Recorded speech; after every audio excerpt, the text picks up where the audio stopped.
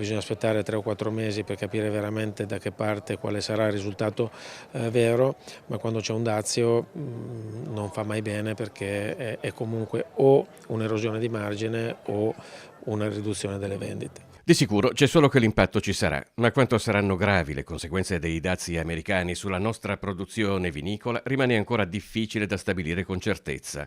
Secondo Matteo Zoppas, attuale presidente dell'ICE, l'Agenzia per la promozione all'estero e l'internazionalizzazione delle imprese italiane, i contraccolpi sul mercato americano non saranno uguali per tutti. Il prezzo finale non sta ancora scontando il 15% di dazio, c'è il tema anche del cambio euro-dollaro che comunque va a incidere un altro 10% sul prezzo medio dell'anno scorso.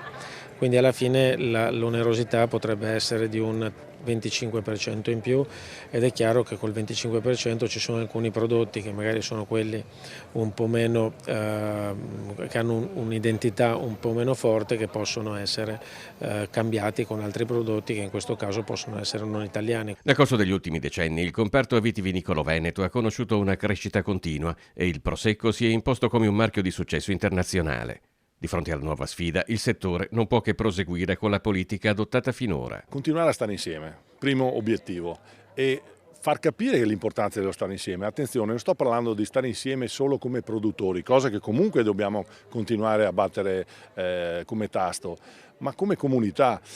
Perché mi piacerebbe che la comunità tutta si sentisse partecipe di un progetto. Quindi una sorta di collante tra tutte le istituzioni, i comuni, i sindaci, li abbiamo visti, la provincia, la regione, lo Stato, il Ministero, ma soprattutto a noi. Intanto si continua ad analizzare ogni movimento del mercato.